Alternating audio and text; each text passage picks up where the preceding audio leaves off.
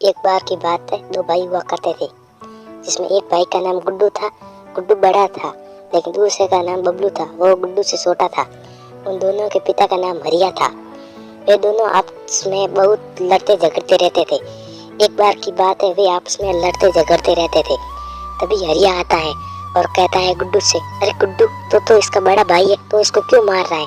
चल मेरे को बता, मैं इसका साफ साफ दोनों का समझौता कर देता हूँ।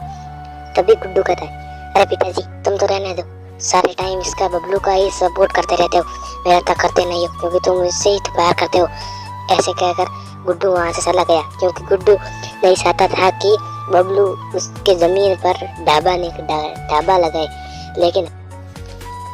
लेकिन उन दोनों के बीच में एक कृष्ण नाम का एक व्यक्ति हुआ करता था, जो गुड्डू को और बबलू को लड़ाया करता था, उन दोनों के कान भरा करता था। गुड्डू उस कृष्ण के पास जाता है और कहता है, अरे कृष्ण, आज फिर हम दोनों भाइयों की लड़ाई हो गई, चल तू कुछ इंतजाम कर, मैं इस भाई को मेरे घर से बाहर फेंक दूंगा। तभी कृष्ण कहता है, अरे मेरे ख्याल में कोर्ट के कागज लेके चला जाऊंगा और बबलू को घर से बाहर निकाल दूंगा। तो ये मान के थोड़े दिन बाद वकील साहब को मालूम चलता है कि हरिया को कैंसर है और हरिया 2-3 दिन के अंदर ही मर जाता है। तो वकील वहाँ जाकर कहता है कि हरिया ने अपनी सारी की सारी जमीन जायदाद अपने बड़े बेटे गुड्डू के नाम कर दी है।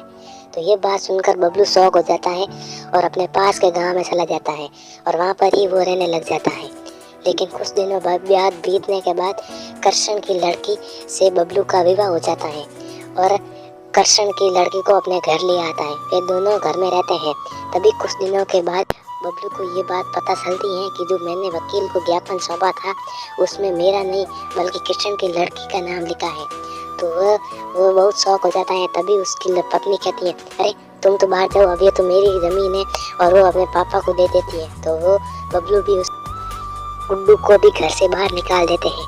तो गुड्डू अपने भाई की तलाश में इधर उधर घूमने जाता है। तभी वो वहाँ पर वकील आते हैं और कहते हैं कि मैंने तुम्हारे साथ गलत किया है, उसकी वजह से मेरे को भी ब्लड कैंसर हो गया है। लेकिन मैं तुम्हारे को बता दूं कि जो तुम्हारे पापा ने तुम्हारे को ज़मीन के ज्ञापन दिया था मेरे को, उसमें मैंने तुम्हारा नहीं बल्कि बबलू का नाम लिख रखा है। तो तुम जाओ उनके पास ज़मीन ले लो और अपने दोनों भाई खुशी खुशी से रहना। तो वे दोनों जाते हैं और